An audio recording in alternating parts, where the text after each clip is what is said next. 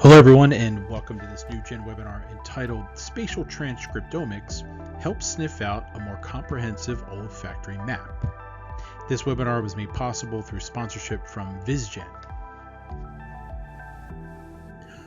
I'll be your host for today's event. I'm Jeff Pogaliskas, technical editor at Gen, which for over 40 years has been the leading source of information on the latest tools and technologies that support the life sciences industry. And the olfactory system's ability to detect and discriminate between the vast array of chemicals present in the environment is critical for an animal to be able to forage for food, find mates, and avoid predation.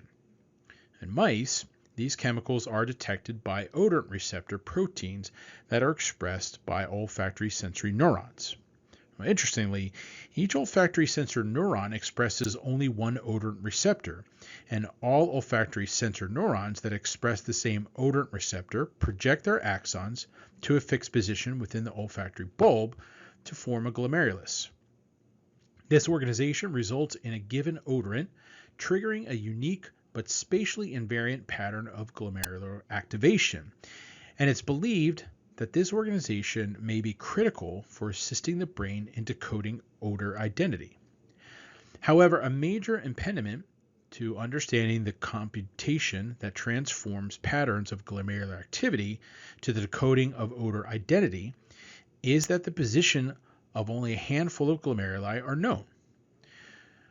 With this rise in spatial biology techniques, investigators now have the opportunity to map regions of the brain at the cellular level like they never have been before, like the olfactory system. Something our speaker for today's webinar is going to discuss in much more detail in just a few moments. But first, let's meet our speaker for today and learn a little bit more about him. It's my pleasure to welcome Dr. Paul Greer, who is an assistant professor at UMass Medical School. Paul's laboratory is broadly interested in the fundamental question of how animals sense and interpret extraceptive and interoceptive chemical signals to generate appropriate organismal responses, and to understand how these processes are distributed in human neurological disorders. And Paul is the recipient of a number of Young Investigator Awards, including a Cyril Scholar, a Whitehall Scholar, and was the recipient of an NIH New Innovator Award. And today, he's going to tell us how his laboratory uses spatial transcriptomics and machine learning to reconstruct a map of the majority of glomerular positions within the mouse olfactory bulb to create an extremely comprehensive cellular map of the structure. Just want to remind the audience that immediately following today's presentation, there will be a Q&A session where if you have a question about Paul's presentation, you can ask him.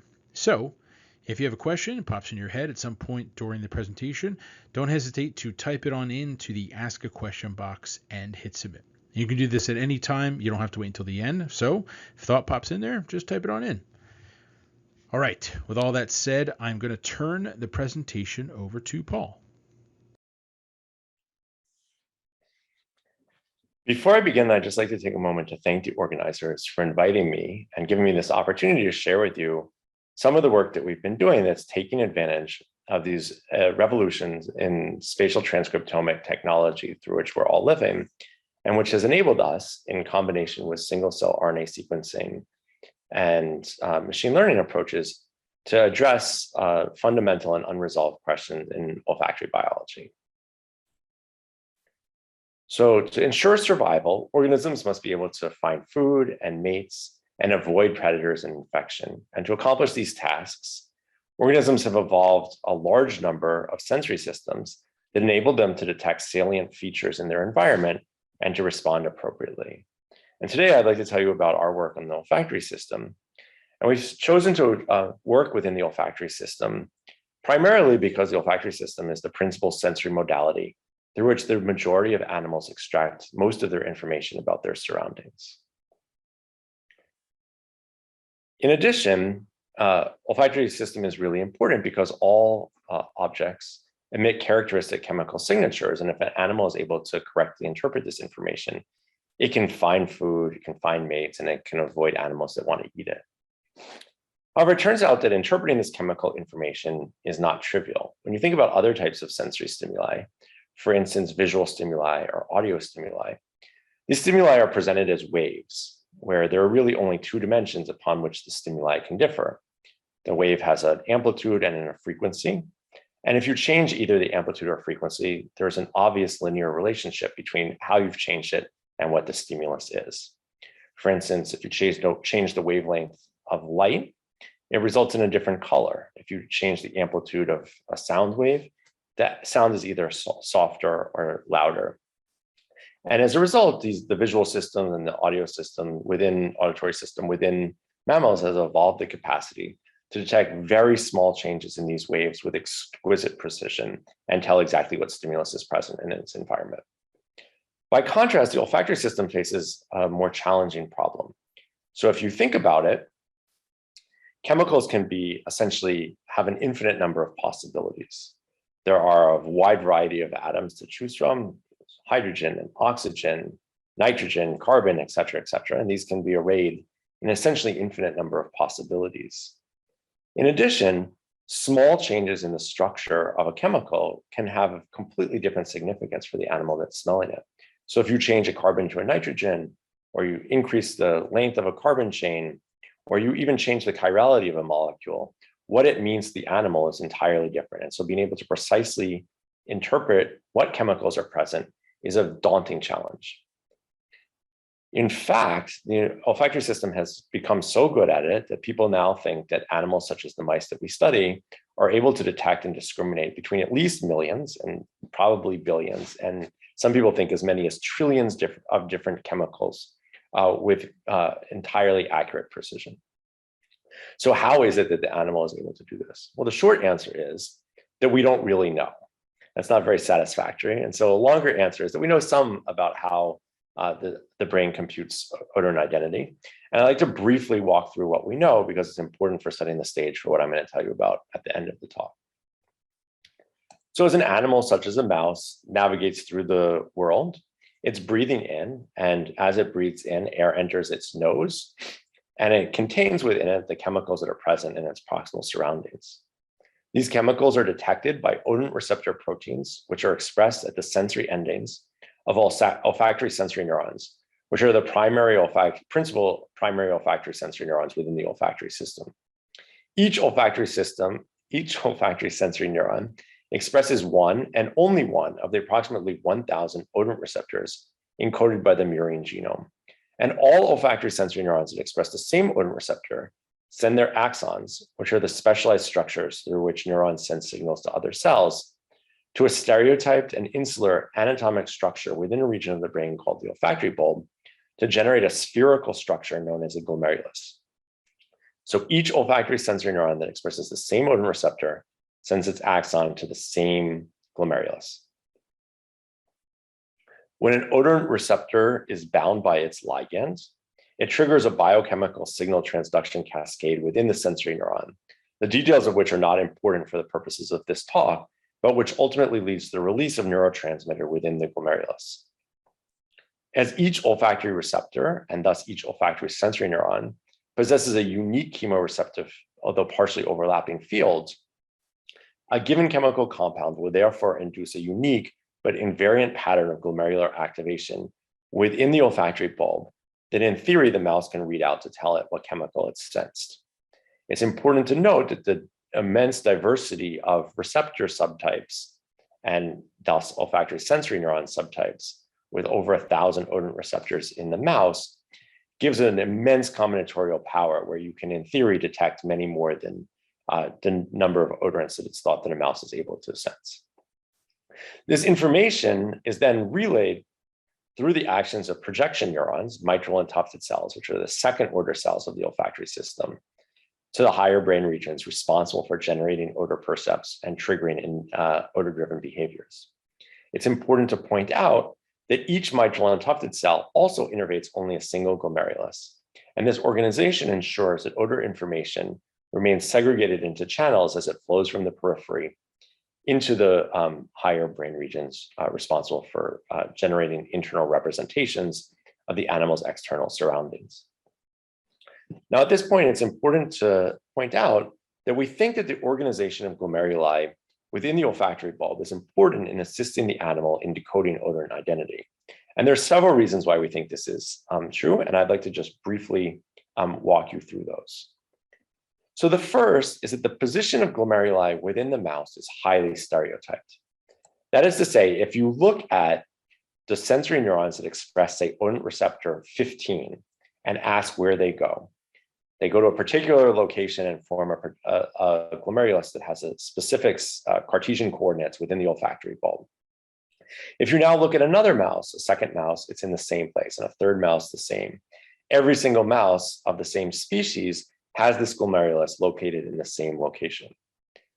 So there's a strong stereotypy to where glomeruli form within the olfactory bulb. And it turns out that this isn't true just of the mouse. It's true of all species that have been examined: mice, rats, fish, flies, mosquitoes. In every single one of these instances, glomerular positioning is highly stereotyped across multiple instances of the same species.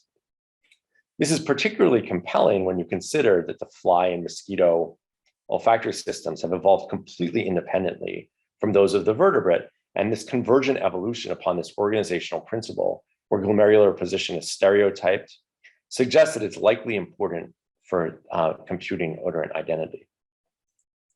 There's another line of evidence that I'd like to talk about that I think is also fairly compelling, and that is if you do imaging and ask which glomeruli get activated by certain stimuli, if you take, say, predator-derived odorants, which are unlike one another in structure, you'll notice that they activate similar regions within the olfactory bulb, a similar subset of glomeruli. And what's interesting is if you either genetically ablate those glomeruli, or you even just move their location within the olfactory bulb from one place to another, the ability of the animal to respond appropriately to these predator-derived odorants and run away is significantly impaired. And together, these lines of evidence suggest that the physical location of glomeruli within the olfactory bulb is critical for assisting the brain in figuring out what it's smelling. So together, this raises an interesting hypothesis, which is that because each glomerulus is fixed in position, and because the identity of the glomerulus is tied to the olfactory sensory neuron and thus the olfactory receptor that it expresses, it suggests that each olfactory sensory neuron may have a hardwired genetic program that guides it and tells it where it should form its glomerulus within the olfactory bulb, and that this organization is likely linked to the properties of the olfactory receptor itself and suggests an evolutionary mechanism through which an animal can wire an olfactory system in a way that helps it decode what glomeruli are being activated and thus what odors are being sensed. So testing this hypothesis turns out not to be trivial, and a large impediment to testing it is that the positions of only a handful of glomeruli have been mapped out. And the reason for this is that, as I mentioned, the olfactory sensory neuron types and olfactory receptors are very diverse and numerous within the mouse. There are over 1,000 different olfactory receptors and thus 1,000 different olfactory sensory neuron types. And the olfactory receptor genes themselves are highly similar in sequence to one another, which has made traditional approaches like in situ hybridization and antibody staining challenging to execute to identify glomerular positioning. And so scientists have instead been forced to rely on making mouse genetic lines in which they've knocked in fluorescent reporter such as GFP under the control of endogenous olfactory receptor genes. And this has allowed them to map the position of a handful of glomeruli. This is how we know that their position is likely stereotyped. But we only know the positions of a few, and thus it's hard to sort of extrapolate into how their positioning might regulate odorant identity. And so the goal of our work was really to address this problem, was to figure out, could we generate a map of glomerular positions within the olfactory bulb? And could we figure out a genetic program expressed by the sensory neurons that sets to form this map? And so to do this, we first start out by determining whether the olfactory sensory neurons themselves express a hardwired genetic program, which is sort of a prerequisite to this hypothesis. And to address this, what we did was we took advantage of single-cell RNA sequencing technology to take the olfactory epithelia of multiple mice. We took 3 male and 3 female mice. And this is the olfactory epithelium is where the cell bodies of the sensory neurons reside. We dissociated this into single cell suspensions and then used 10x genomics platform to perform single cell RNA sequencing on 10,000 cells per olfactory epithelium. We then took the resultant sequencing information, filtered out only the olfactory sensory neurons and only the mature olfactory sensory neurons that express a single odorant receptor. And we were left with approximately 20,000 cells. We then used an approach that I believe is probably familiar to most of you, where we took principal components analysis of the transcriptional information, reduced this to 2 dimensions and projected it into this 2-dimensional UMAP plot shown here. And just in case you're not familiar with it, each point on this graph represents an individual cell that was sequenced, where cells that are closer to one another in Cartesian space represent cells with more similar transcriptomes. We then have color-coded, pseudo-colored, each of the cells that expresses each of these 10 particular odorant receptors a different color so that you can visualize them on these UMAP plots. So this OLFR 728 is in red, OLFR 741 in this orange color, and et cetera. And what I hope you can appreciate from these plots is that all the cells that express the same odorant receptor are clustered together. So here for 728, they're at the top. For 741, they're on the bottom and the right, and that they're distinct from one another. And this suggests that each type of olfactory sensory neuron expresses a different type of transcriptional program than the sensory neuron that expresses a different odor receptor. This is encouraging, but I've taken only 10 examples. This could be the 10 best examples, and this isn't really telling you it's unique. It's just telling you that they're different from one another. So to extend this analysis and ask whether the transcriptional programs really are unique, we did a harder experiment, which was we removed all the olfactory receptor gene information from our single cell sequencing and asked, just from the other genes that were expressed, can we predict the odorant receptor that a cell expresses? So to do this, what we did was we took 75% of our data and we trained a support vector classifier on these data. And then we asked for the remaining 25%, could it predict which odorant receptor is expressed by the olfactory sensory neuron just from the remaining transcriptional information when we removed the olfactory receptor gene information? And if we did this for the 10 types of olfactory sensory neurons that were most abundant in our data set, we found that we could. So this is just a representation of the data. We either randomly shuffle the data, in which we get, there are 10 types of sensory neurons. By chance, we get 10% accuracy, what you expect. But if we don't shuffle it and we just allow it to work on the actual data, 97% of the time, the support vector classifier is able to correctly predict what olfactory receptor an olfactory sensory neuron expresses just from the other olfactory receptor, just from the other transcriptional information within the cell. And this is remarkable, but it's only 10 olfactory sensory neurons, so maybe they're different. So to extend this, what we did was we took all 654 types of olfactory receptors for which we had sequenced at least 7 cells, and again, performed this analysis. And by chance, you get about 0.1%. But when we do this with the actual data, we get 42%. So this isn't 100%, but 42% is pretty remarkable when there's 654 choices. And we think that this failure to get something closer to 100% is a technical limitation owing to the subsampling inherent with single cell RNA sequencing approaches and from the number of cells that we're talking about. We're only looking at 7 cells in many cases. So if we look at only cells which are highly expressed, which have a lot of transcripts or sequence, this percentage goes up really significantly. So these experiments suggest that with very high accuracy, we can predict the olfactory receptor that's expressed from the other genes that are being transcribed within the cell. And this really strongly argues that each olfactory sensory neuron expresses a unique transcriptome.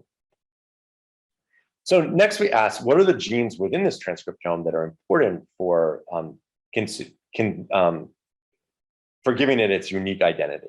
And so what we did was we did this on all Go terms within the sequence. We just took a subset of the genes.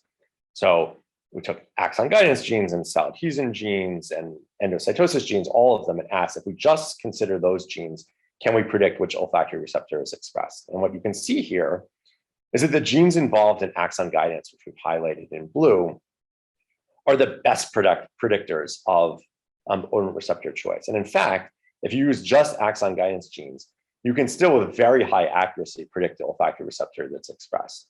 And the axon guidance genes are the genes that guide an axon to its final resting place within the brain. And so this is consistent with our hypothesis that there's a unique transcriptional program and it will guide the olfactory sensory neuron to where it should go.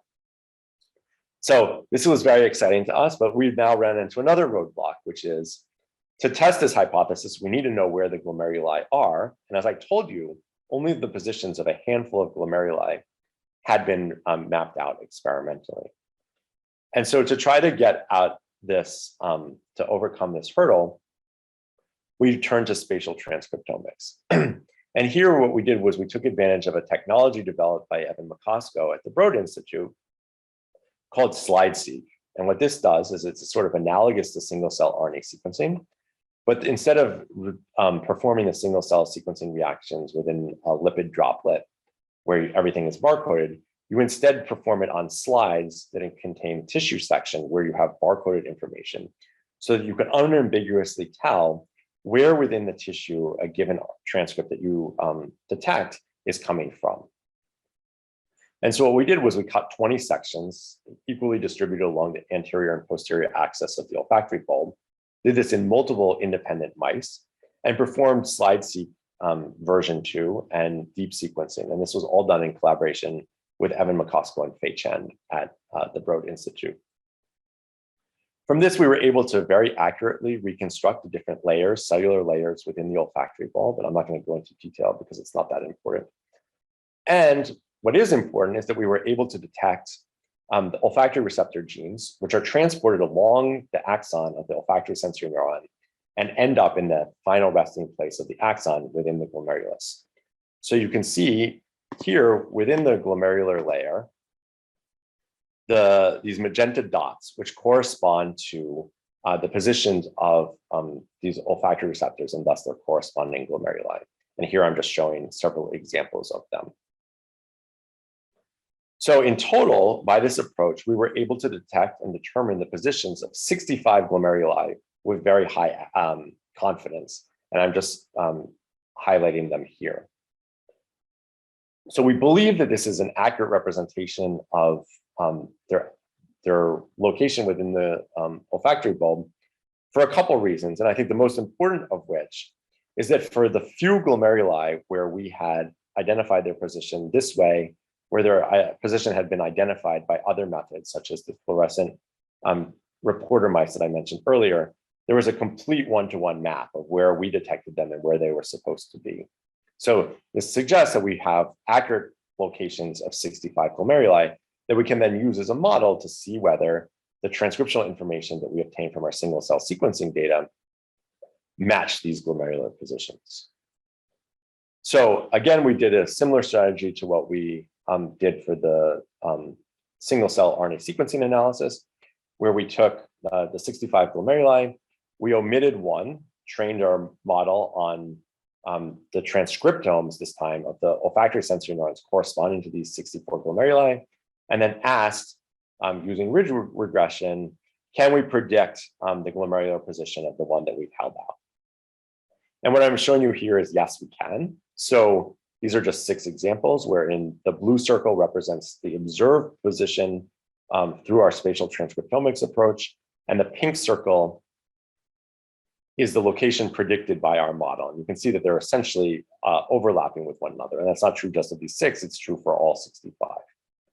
And so this suggests that from the transcriptional information alone, we can tell, and thus the cell can probably tell, where it's supposed to go within the olfactory bulb.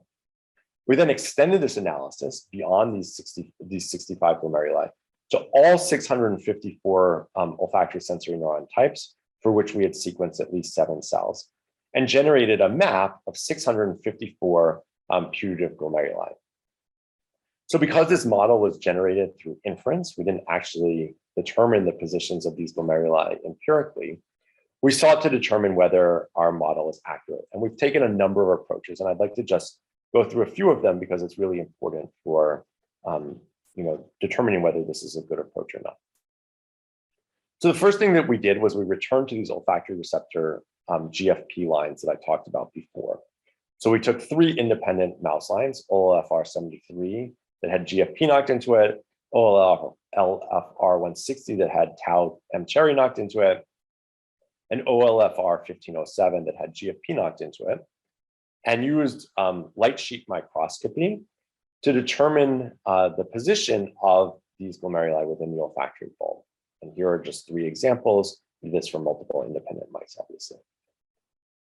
What's important is that when you compare the position of these glomeruli with the position predicted by our model, there's again exact matching of their location with the model and what was determined empirically. This is great, but again, it's only 3 out of 654. And so we wanted to do some more experiments to convince us with a greater number of glomeruli.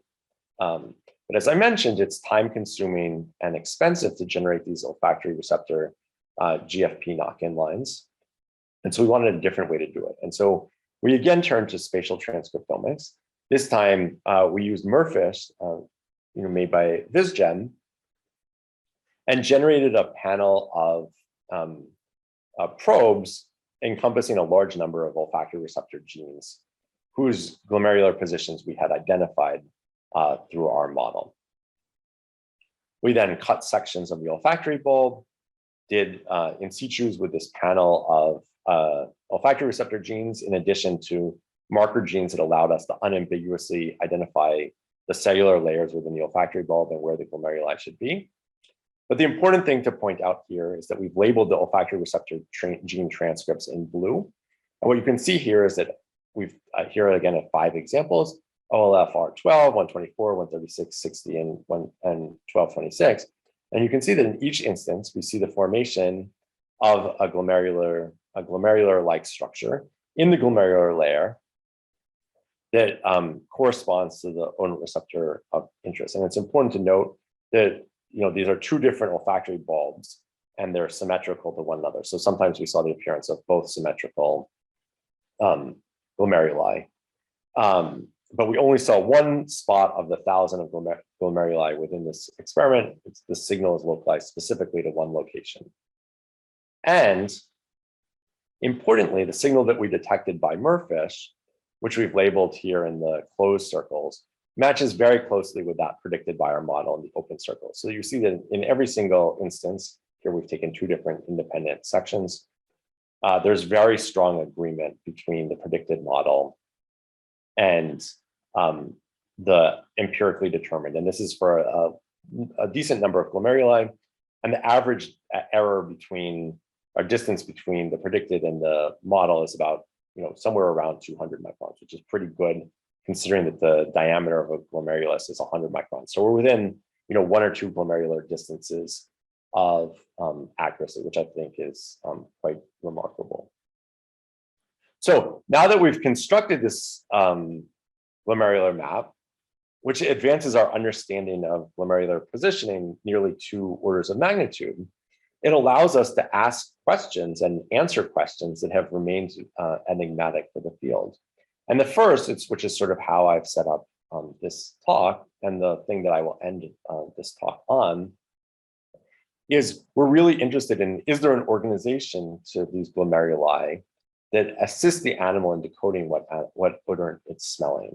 And to address this, what we did was we took advantage of databases that have been generated by scientists who have taken odorant receptors, expressed them in vitro in heterologous systems, and asked what kinds of odorants are they able to detect. And we could then map those odorant receptor responses back onto their glomerular location now that we know where the glomeruli are within the olfactory bulb. Here I'm just showing you 2 different examples. So on the top panel, I'm showing you glomeruli that respond to fatty acids, and on the bottom, glomeruli that respond to ketone-containing compounds. And what I hope you can appreciate is that the glomeruli that respond to fatty acids are localized primarily in the top left of this glomerular map, in these red circles. Whereas by contrast, the glomeruli that respond to ketone-containing compounds are here in the bottom right. This isn't true just of these 2 types of compounds. It's true of a large number of different types of odorant molecules, and suggests that there really is an organization to how the olfactory bulb is organized, that there may be these at least local chemotopic organization to what types of odorants are being sensed. And this may dramatically assist the brain in computing what odorant it's sensing. So there are a large number of experiments that sort of have arisen from this that we're pursuing. I'll just briefly talk about them. The first is, we've now identified a program of genes that we think is important for guiding olfactory sensory neurons to their ultimate resting place. And we're actively pursuing within the lab whether manipulating those genes affects the organization of this glomerular map and changes how it's structured. The second thing that I think is really interesting is investigating whether this chemotopic organization exists. So this has been a highly controversial topic within the field of olfaction. And I think that now that we have where each glomerulus is located, we have the ability to test these hypotheses. Is there a chemotopic organization? Does it exist locally? Does it extend, globally? Can we sort of identify features of odorants besides just, functional groups such as fatty acid or ketone? Are there more subtle axes upon which this information is organized within the olfactory bulb? And then the third, and I think really important question that rises from this is, now that there is this organization, how is this information relayed into the brain and actually processed? And so we're actively pursuing, using approaches like Murfish's spatial transcriptomics, to investigate the organization of the second order cells, the mitral and tufted cells within the olfactory bulb, to see how that information then gets relayed into the brain. Nonetheless, while I think this raises more questions than it answers, I think this is an important advance for our understanding of how odor information is detected, and leaves us, I think, many, many years of work to do, which is always exciting. So lastly, and obviously most importantly, I'd like to thank the people who did these experiments. So this work was spearheaded by an extremely talented graduate student, Yihao Wang, who unfortunately, for me at least, is going to be graduating soon and will be looking for positions. If his application comes across your desk, I highly recommend that you take a strong look at it. He's fantastic. He was assisted by a number of people within the laboratory, particularly Sungjin Park and Hao Cheng. We were advised and helped in many ways by the Data Lab, particularly David and Tatsuya there, and we're really appreciative of them for their help. All the SlideSeq experiments were done in close collaboration with Evan McCoskell and Fei Chen's lab at the Broad. We had help in the beginning with our single cell RNA sequencing approaches from Alyssa and Manny Garber's lab. And we had a lot of help from Greg Andrews and Ziping's lab with our machine learning approaches. And then finally, all the VisitGen Murfish experiments were done with great assistance from Violetta and Travis and Jory Schaefer's lab at UMass. Thank you very much for your attention, and I would be delighted to take any questions you might have. Paul, great presentation. Thanks so much for sharing that with us. Really appreciate it. Wonderful images, beautiful data. I think the audience now has a really great understanding, much better understanding of the power of spatial biology. So thanks again for that. To the audience, the Q&A is coming up in just a moment. So if you have a question for Paul about his presentation, don't hesitate to type it on into the Q&A box and hit submit. All right, without any more ado, we will jump into the Q&A session. Bear with us for just a moment as we make that transition into the Q&A. All right, everyone. Thanks so much for joining us for the Q&A session. We have a bunch of questions here for Paul, so let's get to them and try to get through as many of them as we can. Paul, the first question we have, an audience member says, do the projections of very closely related olfactory receptors based on sequence map to adjacent glomeruli? Yeah, it's an excellent question. So I'm going to give a fairly long answer to this, so bear with me. So I think first, when we did our olfactory sensory neuron single cell RNA sequencing experiments and identified the transcriptomes of those, and then use that information to ask whether we can predict which olfactory receptor is expressed by that cell. What was really interesting is I told you we got, about 40+% accuracy. So we were able to predict the correct olfactory receptor a lot of the time. The times that we predicted it incorrectly, if we looked at what our incorrect choices were, what the program's incorrect choices were, they tended to be odor receptors that had very similar sequence to the olfactory receptor that it was supposed to be. So when it was wrong, it was very closely related to the receptor that was correct by sequence. And that's true also, not surprisingly, given that the sequence is correlated with the transcriptome, where within the olfactory bulb the receptors go. So receptors with more closely related switches to one another, at least in a very local environment, tend to be closer to one another. And so we think part of how this program has evolved, whereby similar odorants may be detected in similar regions of the olfactory bulb because they tend to have form glomeruli with receptors that have similar sequences. All righty, thank you for that, Paul. Next question we have. An audience member would like to know how many glomeruli are present in the olfactory bulb of a mouse compared to a dog? Yeah, so that's another good question. So mice have about 2,000 glomeruli, 1,800 glomeruli per olfactory bulb. And the reason for that is that I sort of simplified it a little bit. Each type of olfactory sensory neuron really doesn't go to just one glomerulus. It goes to two mirror symmetric glomeruli. And so those, because there are about 1,000 olfactory receptors, there are about 2,000 different glomeruli. In the dog, it hasn't been as well studied as in the mouse, but there are a number of studies that suggest that dogs have, somewhere around 3,500 glomeruli per olfactory bulb, so more than mouse. And I think that part of the motivation for this question is that people think that dogs can smell, incredibly well, which is true.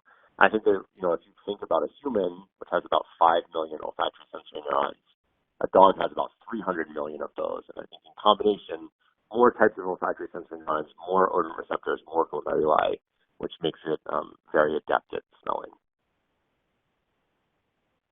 All right, very interesting. Thank you for that. Next question we have comes from Kent, who says, do you have any ideas about how during development of the cells differentiate to express these specific transcriptomes? Yeah, another really good question. So, which I don't have a completely satisfactory answer to, but I can tell you what we have done. So the experiments that I presented today were all experiments that were done in the adult animals. We took mice that were about 2 months of age, did the single-cell RNA sequencing, and that's also the age at which we did all of the spatial transcriptomic analyses. We also did experiments earlier in development where we could look at immature olfactory sensory neurons as well as mature olfactory sensory neurons. And what we found is that there was not a sort of specific, it wasn't that there was a predetermined transcriptional program at early stages that then sort of dictates what olfactory receptor is chosen. We think rather that the olfactory receptor is picked first at random, that there's, has some stochastic choice of which of the 1,000 odor receptors it's going to express. And then based on that olfactory receptor choice, it then informs the cell what transcriptional program it should express. And how that is accomplished, I think, is not entirely clear. There's some evidence that different olfactory receptors have different levels of intrinsic activity associated with them, and that this is important, at least in part, in guiding olfactory sensory neurons to their correct glomeruli. And so we think that this is possibly what's happening, that there is sort of olfactory receptor choice, and the cells have different amounts of activity, which leads to different transcriptional programs, which then sort of is read out. And I think it's important to note that in combination with this, that these different transcriptional programs expressed by different types of sensory neurons, it's not that, sensory neurons that express odor receptor 1 express genes, 1, 2, 3, 4, and 5, and then the other olfactory sensory neuron type expresses not 1 through 5, but 6 to 10. It's rather more subtle differences in the transcriptional levels of these proteins. I think that's consistent with this idea. All right, and Paul, do you have any sense for how many chemicals a single glomerulus is able to detect? Yeah, another good question. So the answer is it's highly varied and depends on the odor receptor that's expressed by the sensory neurons that innervate that glomerulus. There are some odor receptors that are what's called very broadly tuned. That is, that they can detect a wide variety of different chemicals. And there are other olfactory receptors that appear to be very narrowly tuned. They only are able to sense a very small number of odorants. This all comes with the caveat that, as I mentioned, chemical space is essentially infinite, and scientists are only able to screen a subset, very small subset of this chemical space. But it does seem that there are some odor receptors that are designed to detect a lot of things, some that have evolved really to detect a very specific subset of chemicals. And it may be that this is important for allowing an animal to respond appropriately. So you might have a dedicated odor receptor for detecting some chemical that's really important to the animal, a cat, for instance. And that explains why some glomeruli can detect many different chemicals and others many fewer. All right, and Teresa has a question, interesting question actually. If she says, if you restrict the olfactory environment during early ages, do you disrupt the mapping? Yeah, another excellent question. So the short answer is like you do, but there's a very limited amount of work that's been done on this. The work that's been done has been really good, but it's not comprehensive. I think now that we've generated the map, I think that we can test this, idea more fully. I think that there is pretty compelling evidence, including work that was recently published by Bob Dada's lab at Harvard Medical School, which suggests that the transcriptional programs of these olfactory sensory neurons can change pretty dramatically based on the activation state and the environment of the set of the mouse and of the sensory neurons. And so I think that this is a very interesting corollary to that, and I think it's likely true, but I think we still need to investigate further. All right, thank you for that, Paul. Next question we have, an audience member says, how do you think the mitral and tufted cells are organized to transmit different types of information to different glomeruli? Yeah, so that's another good question. So I think that, historically, people thought that mitral and tufted cells were pretty homogeneous, that they sort of all projected information similarly within the brain.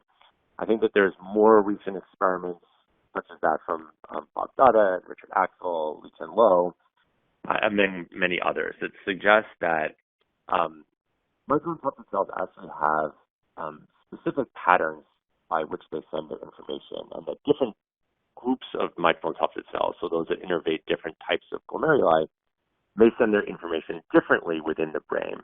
So, there's evidence that, in, say, cortical amygdala, that you have different projection patterns from one set of mitral and tufted cells and another. And I think it's likely that this information does go to different regions within the brain from different mitral and tufted cells. And I think that one of the really interesting questions that we're trying to work on moving forward is understanding, can we identify different types of, mitral and tufted cells, and is there a logic to, which mitral and tufted cells send their information where? And I think that now that we have approaches such as, MERFISH, where you can, in a spatial way, look at the transcriptional profiles of individual cells, it gives us the opportunity to address some of these questions. I think there's going to be a really interesting biology there. All right, and next question we have, an audience member says, can you use your single-cell RNA sequencing data to identify genes that are not previously known that are more important for olfactory sensory neuron axon guidance?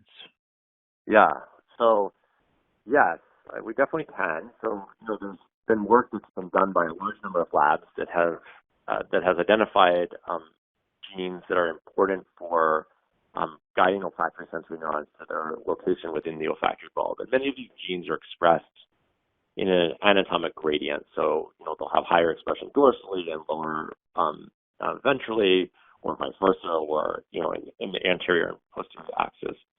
And these genes are clearly important. If you disrupt them, you disrupt the formation of the glomerular map and olfactory sensory neuron targeting. But I think that these genes are just a part of the story, and I think that our work has identified a number of additional genes whose expression is highly varied between different olfactory sensory neurons. And we've actually begun to do experiments within the laboratory manipulating some of these genes and seeing pretty dramatic effects on glomerular map formation. So I think that it's our hope that we will be able to use this information to get more insight into that question. All right. And it looks like we have time for one last question. An audience member says, are there properties of the odorant receptors themselves, other than what ligands they detect, that correlate with where the glomeruli are located? Yeah, so I sort of touched on this a little bit during my answer to the first question. So there are odor receptor genes that have more similar sequences, tend to have more similar transcriptional programs, and tend to be closer to one another in in physical space within for their glomeruli. It also turns out that there are additional properties of the odor receptors besides just their amino acid sequence, and that has to do with their genomic location. So most olfactory receptor genes are found in these large clusters of other olfactory receptor genes, where there could be 100 or 200 different genes in a single cluster. And the ones that have more similar transcriptional programs and whose glomeruli are closer to one another tend very strongly to be located in the same genomic cluster. So I think the way that these olfactory receptor genes are thought to evolve is you get sort of tandem duplication and then insertion nearby. And so I think that there's an intriguing idea that there's, a lot of evolutionary forces that can be acting together, whereby you get sort of local regulation of olfactory receptors because of their location within the genome. This results in more similar protein sequences, more similar transcriptional programs. They can detect more similar ligands, and therefore go to more similar places within the olfactory bulb. And so this is a way, I think, that species can add new olfactory receptors to their existing repertoire, which is important because these are very, very rapidly evolving genes. They're perhaps the most rapidly evolving genes in the genome often. And being able to adapt to changing ecological needs that host organisms might inhabit is really important for the system to work well. All righty. Well, Paul, thank you so much for that. And with that, we've come to the end of our webinar. So I'd like to remind everyone that the webinar will be archived on the GEN website at genengnews.com. It'll be there for up to a year. So if you miss any parts of it, you can watch it again, or feel free to forward the link to any of your friends and colleagues who you think might be interested. I'd like to thank Paul again for his very informative presentation, and I'd like to thank you, the audience, for your attention and very thoughtful questions. And a very special thanks to VizGen for sponsoring this webinar. Hopefully we'll see you again at another GEN webinar in the near future. Goodbye for now. Everyone stay safe and healthy. Great. Thank you so much.